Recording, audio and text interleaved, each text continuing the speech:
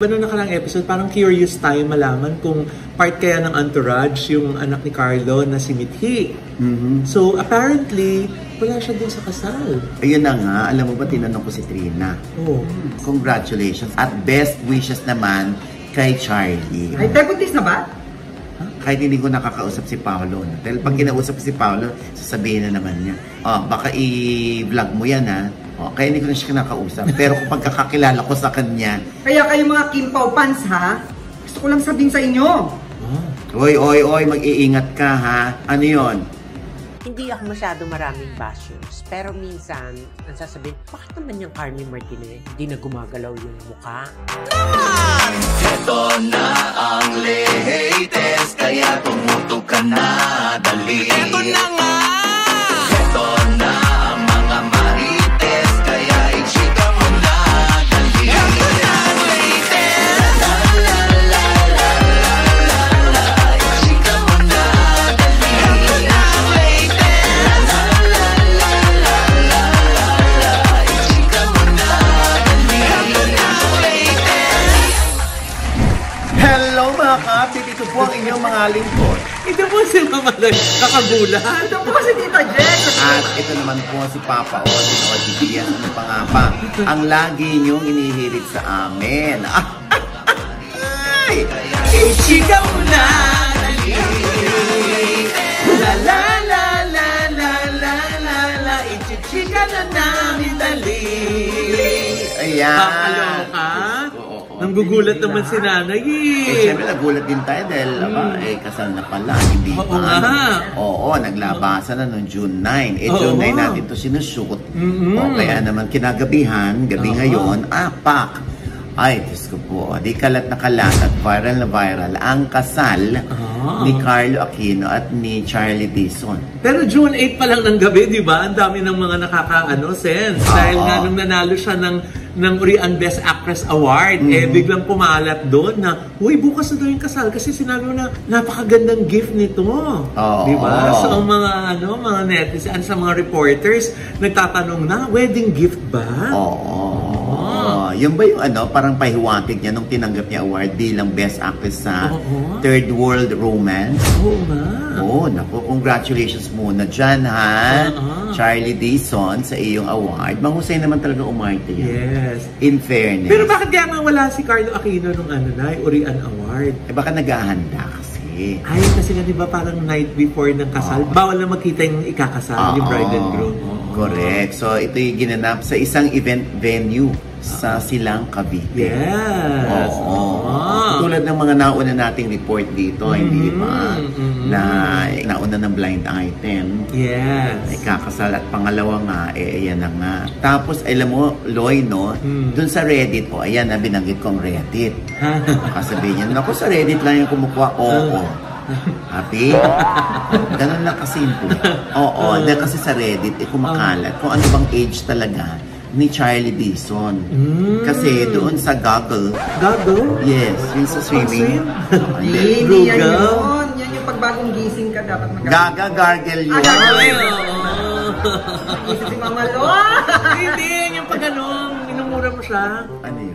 Goggle. Tapos meron kang sigarilyo nasa loob yung baka. Goggle. Luma. Ayan. Anyway, yun na nga. What's with the age ba?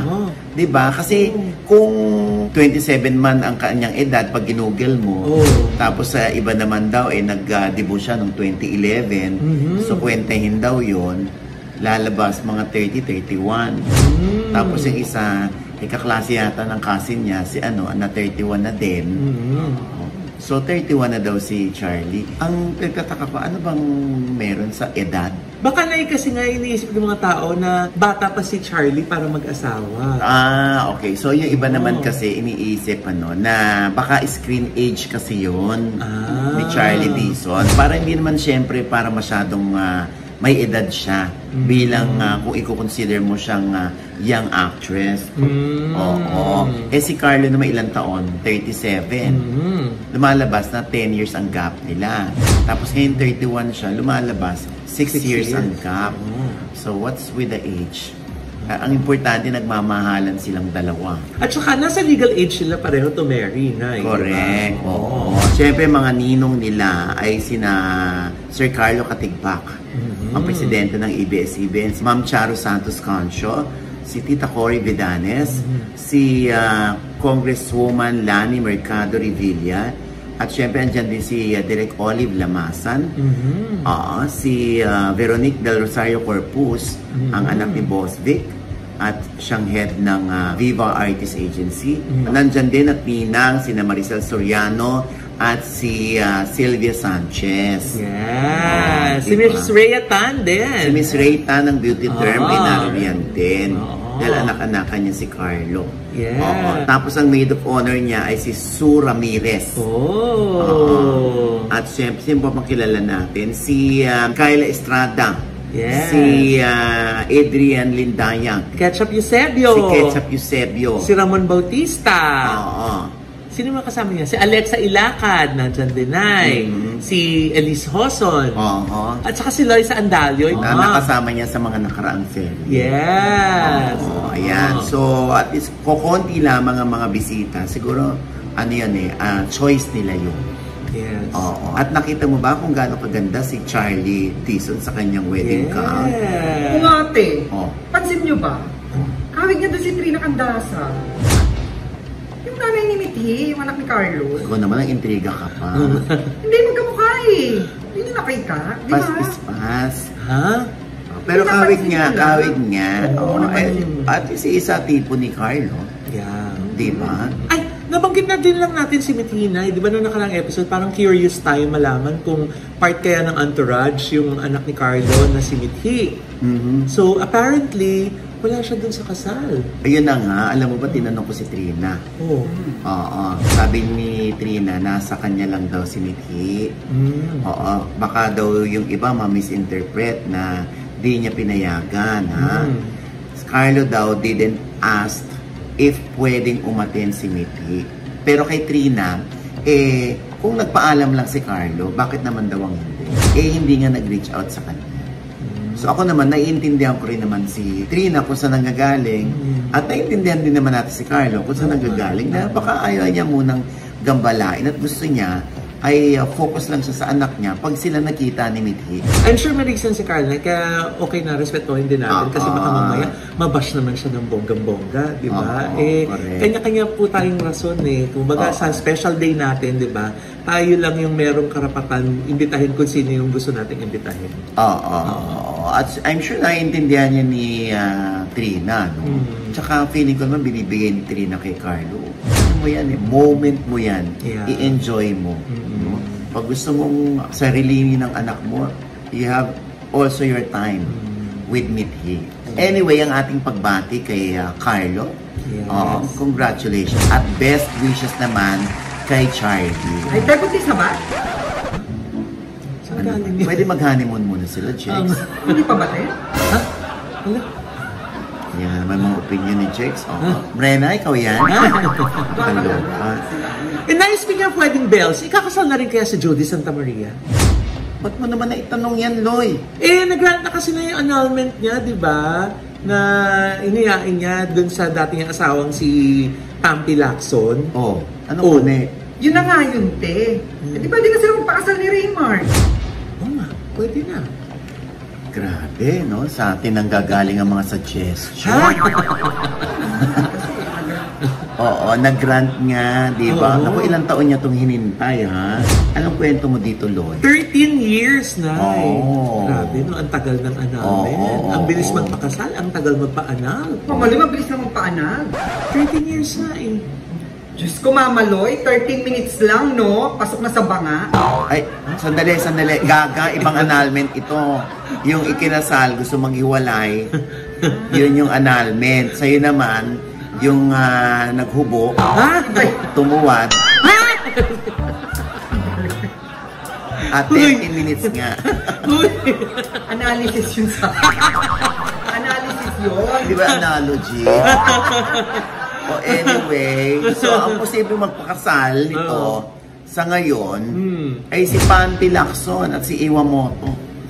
Ay, pwede na sila magpakasal dahil sila naman ang magkasama ngayon. Definitely, ito naman kay Jody, malabo pa rin makasal sila ni Raymart. Dahil si Raymart naman ay hindi annulled pa kay Claudine.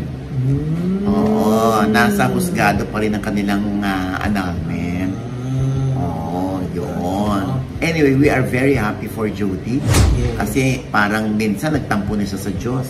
Ay, sabi nga niya sa kanyang post, ayan, nagduda na siya, nawala na ng pag-asa, di ba? Pero yun nga, everything happens in Papa God's perfect time daw, sabi niya. Ayan. Kaya yung pagkakapost si Jody, pag binabasa ko, parang merong isang malaking tinik na nabunot sa kanyang lalamunan. Parang gano'n. At ang nakakatuwa, maganda yung kanilang co-parenting. Kay 30 ni Panty. Kasi pwede rin sila magsama dahil yung relasyon naman ni Jody kay Iwamoto bilang madrasa ng kanyang anak na si 30 ay okay na okay. Oo, di ba? Ang dami natin nakakita mga post minsan nila na mga nakakatuwa at nakakatawa. Oo, yung nag-over the back si 30, di ba? Nakitang-kita sa CCTV. Ayan o. Di ba? Maganda yung kanilang relationship.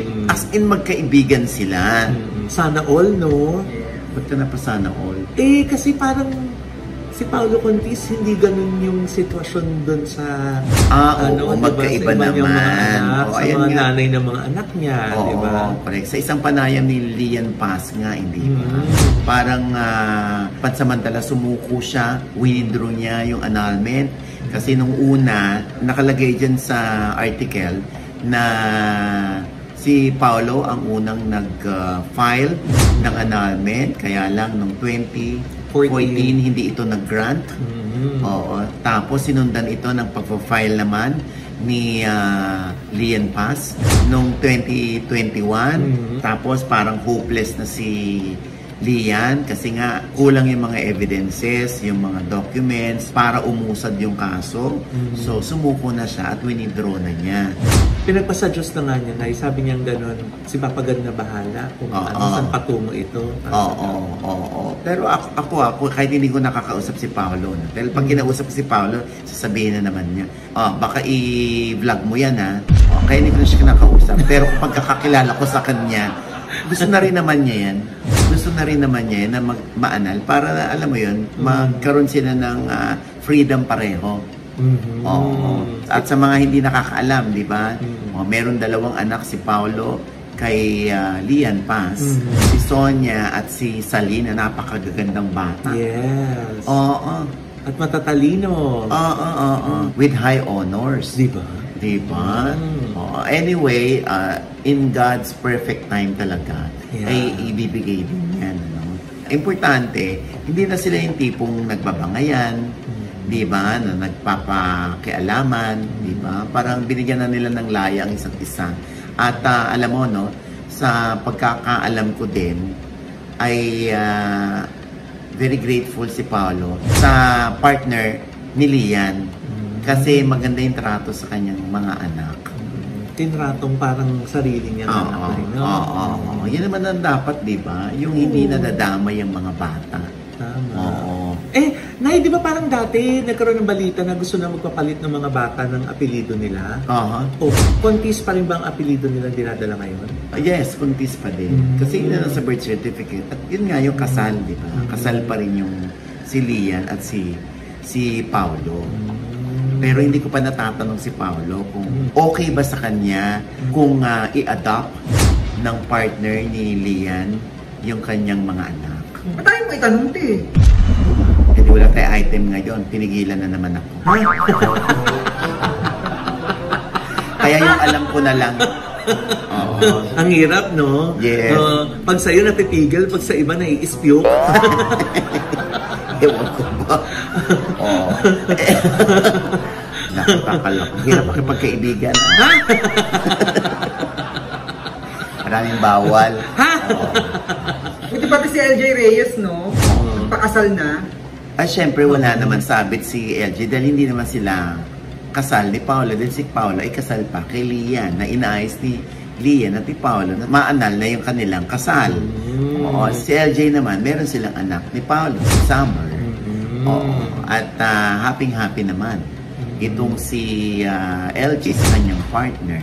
Yes, sa kanyang husband. Yes, oo. Di bale, no, si Paolo, no, gusto ko i-suggest sa kanya kung magkakaroon siya ulit ng anak, no, in the future, pangalanan niya ng, ano, dance or singing. Para konti, dance konti, singing konti. Pasamaan ng beauty. Yun nga. Kaya nga hindi sila pwede magkatuloy ng Titi Gonzales. Oo, kaya mag-ending niya, beauty contest. Ay, nako, nakakaloka. Oh. Kaya yung mga fans si Paolo, kinikilig. Contest? Abilino. Kasi di ba nga, kinikilig si Paolo contest. nagkasama sila, si na Paolo at si Kim Chu. Ayun, pumunta sila ng Dubai. So, ang daming sightings sila, nagja-jogging sila. Ayan, talaga naman ng mga Kim Pao fans. Talagang ang daming paparazzi. Oo, yung isa pa, nakikipag-usap si Paolo sa ating isang OFW. Tapos tinatag pa ako ng iba. Ano raw masasabi ko? Bakit daw ako nagsabi ng mukhang malabo silang magkatuluyan? Ito ang mga resibo. Yan, ginaganyan ako. Di maganda po. Di ba? Mali naman natin, nagpalit na ng attitude or behavior yung dalawa towards each other. Diba? Sweet na sweet. Sweet na sila, hindi ba? Hindi ba magandang balita yan? Yeah. Oo, dahil bakit ano ba sinasabi ko? Gusto ko sila magkatuluyan. Tapos iba naman na pepekean. Na Kim Pao fan daw ako. O di hindi. Happy? Oo, di ba? Gusto ko happy kayo. Oo, kung yun ang paniniwala ninyo, kung ayaw nyo pakinggan yung mga sinasabi namin dito na galing sa mga sources, di paniwalaan nyo kung ano yung gusto nyong paniwalaan. Di ba? Katulad dito, may mga sightings sa ganyan. Aba, ako mismo kinikilig, ha? Oo, di ba? Oo. Na sila yung magkatabi sa eroplano. O, nagja-jogging. At nakikipag-usap sa ating mga kababayan. O, di ba? So, yan ay maganda ng senyales. Malay mo, nandun sila sa getting to know each other stage na malaliman, ha? Na makilala ang isa't isa, di ba? Kaya kayo mga Kim Pao fans, ha? Gusto ko lang sabihin sa inyo. Oy, mag-iingat ka, ha? Ano yon?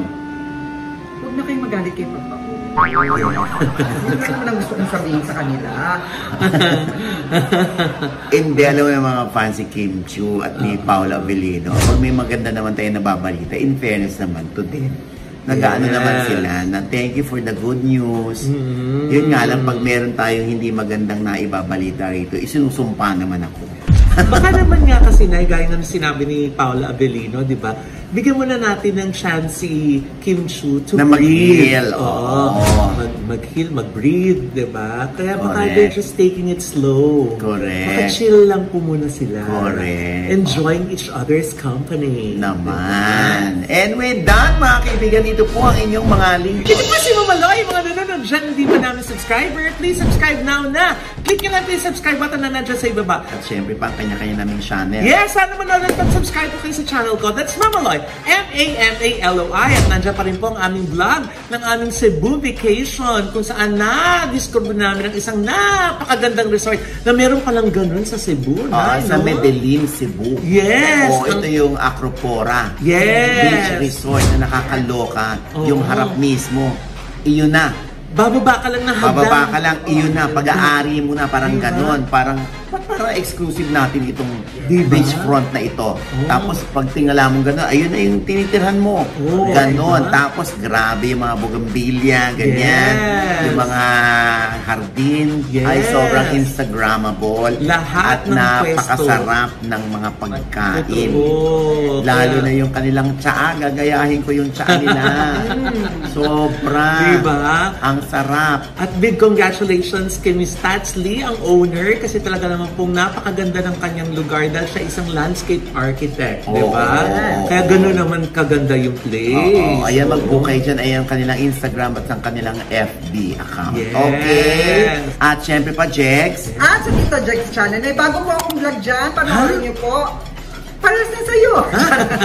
Dahil may bago akong gadget. Panoorin nyo. At kaya pasalamatan ko lang, syempre, ang iconic star, ang Skin Perfect, at ang Transition PH. Thank you po. Yes. At syempre pa, ang aking panayam naman kay Miss Carmi Martin. Oo, abay nakakaloka. Talagang sinagot ni Carmi Martin ang kanyang mga bashers. Kasi nga, ang akusasyon sa kanya ay yung nagparitoke ba siya? Ay. Bakit daw ganun ang kanyang mukha? Naku, sinagot niya yan. Oo, dahil talagang without batting an eyelash. Ika nga. Naku, sa ating OGDS Inspires at nakakaloka ang kanyang sagot sa pagiging single niya. Oo, nandiyan din. Oo, na nasa I1 TFC na rin po yan. Yes. At syempre pa, ang ating pasasalamat sa NV Skin Beauty and Wellness Center. Diyan malapit sa ABS-CBN. Pang gusto nyo pong magpaganda, magpakinis ang mukha.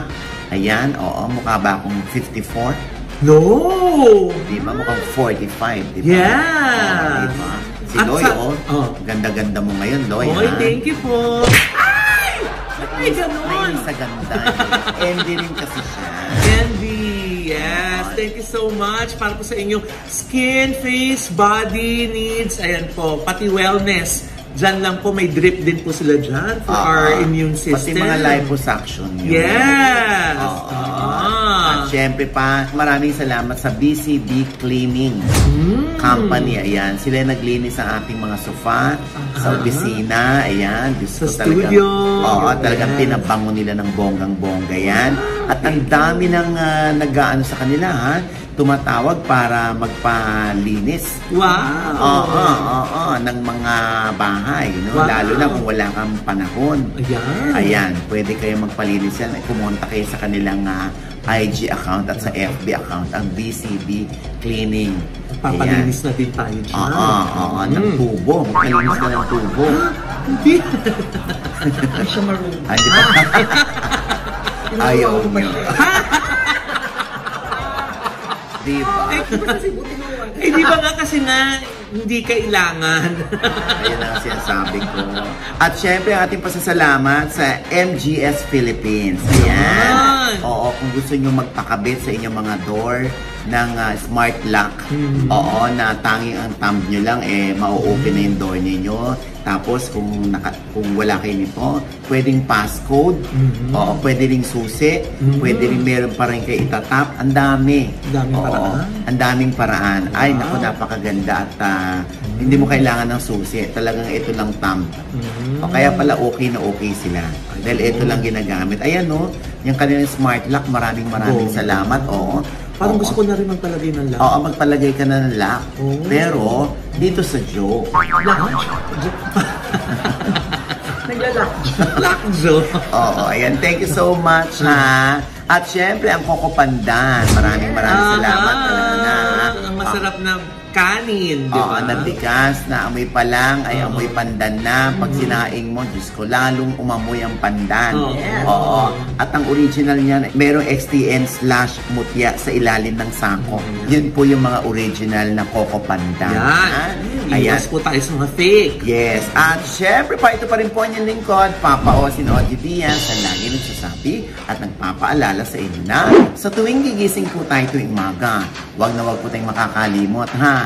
Napagpasalamat sa Panginoon dahil tayo kanyang ginising. Ibig sabihin, may mission pa rin po tayo sa buhay. Sabay sabing, every gising is a blessing. At ano pa nga ba ang lagi nyo inihilit sa amin?